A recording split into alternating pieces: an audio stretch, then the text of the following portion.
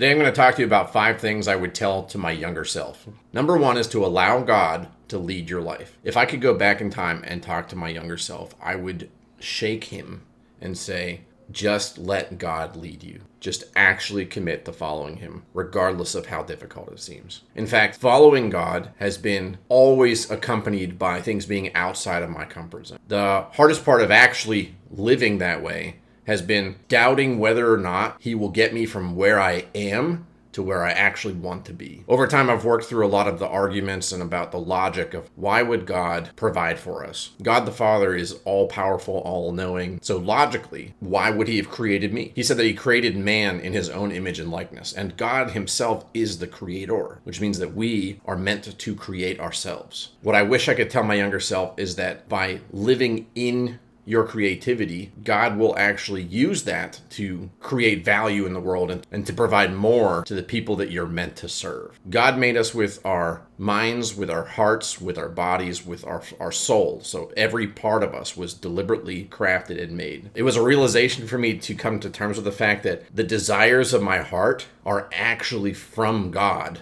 They are not in spite of God. And that over time, if I trust him to lead me, that he purifies those and takes away the parts of it that aren't from him. He is the one who will answer my prayers and to lead me to what my heart is actually desiring. Number 2, you will never be ready. Just jump in anyways. Part of what I've been doing lately has been learning to just live in the discomfort of doing things that I don't want to do. If you are not uncomfortable, it's likely that you're not actually walking with God. In order to walk, you have to do what it suggests, which is walk. There needs to be motion. There needs to be growth. And growth is always outside of your comfort zone. The thing that you don't want to do. The thing that you know that you've been avoiding, that you've been dancing around actually doing, that is actually what God is calling you to do. It's when we feel least equipped to do something that God is most at work in our life. In our weakness, he is made evident. My actual name is Joseph, which in Hebrew, the actual meaning of the word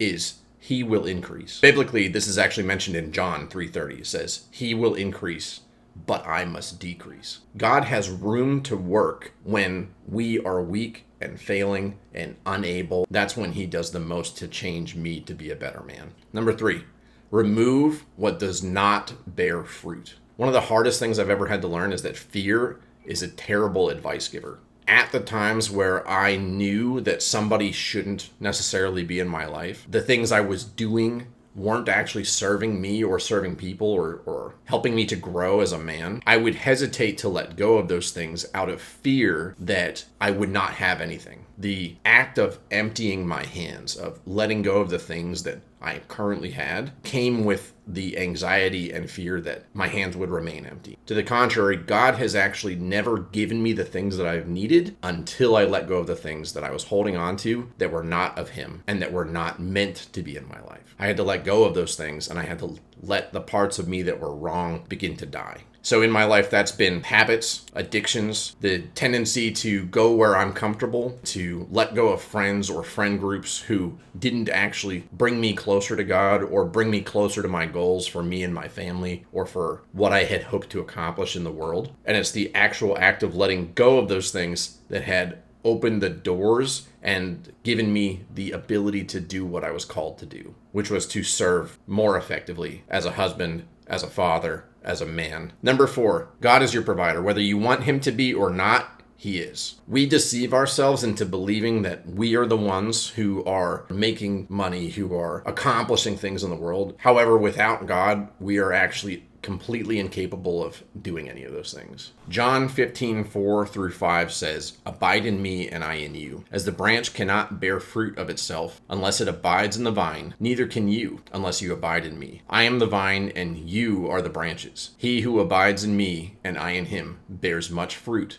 but without me, you can do nothing. Many of the times that I've walked my own path, doing the things that I have wanted to do, oftentimes without God, I would make progress on those things only to find that they're dead ends. Whether or not it feels like it's the right thing to do what's right all the time, or to constantly be seeking God in your day-to-day life, it's easier to just follow God, even if that feels uncomfortable. Most often, the suffering that we go through as we die to ourselves, as we begin to follow God, is telling us that we're headed in the right direction. Parts of myself that are impure, the parts of myself that seek worldly things, those things are what need to be decreased, to be killed off, to be removed from my life. Knowing that God is the provider has changed the way that I both behave and the way that I have peace in the most difficult times of my life. I've had lots of money and I've had no money. I've had lots of friends and I've had no friends. I've had family surrounding me and I've had isolation. Looking retrospectively, I had no control over the outcome, both good and bad. It's easier to see it when I got through the bad times, and it's much more likely that in the good times that I would be tempted to believe that it was because of me, when really both of them were ordained by God for my betterment, for me to grow as a man, as a father, as a husband. Number 5, the most important work is the work that you do on yourself. Every couple of years as an adult, I realized that there are cycles where there's ups and there's downs. In Ecclesiastes 3, it says, "For everything there is a season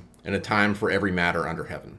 In my life, there has been toil and suffering. There has been joy and peace. There have been times of rejoicing and times of mourning. There have been times of abundance and there have been times of lack. It's typically through those ups and downs that I realize this is cyclical. It's going to keep happening. In all of the ups and downs, the only consistent regret that I have is that I am not a better person by now. Every year I've told myself, I wish that I was further along than I currently am. I don't think that I will ever actually get to a place where I am further along and content with that, which is totally fine. But I do think that if I were to change anything about what I've done, or rather what I haven't done, is I would put more focus on doing the things that make me grow as a person. So learning new things, establishing new skill sets, working in earnest to make myself better, to be in better health, to be in better shape, to be a better listener, to be a better leader, provider, protector for my family. All of these things revolve around the fact that you, as a younger man, get so easily distracted by what is currently happening right now. You forget that it will go back up again. It'll come back down. It'll go back up again after that. And the only thing that you need to focus on in the good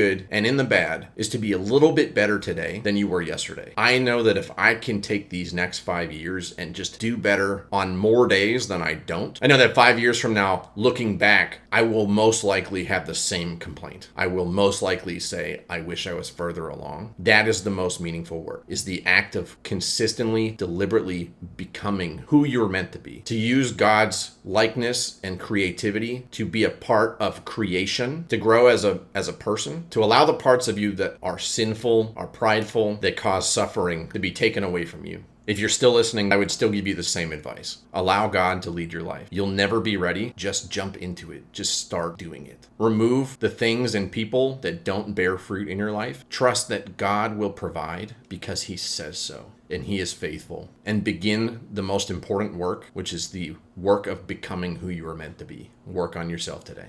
All right, later.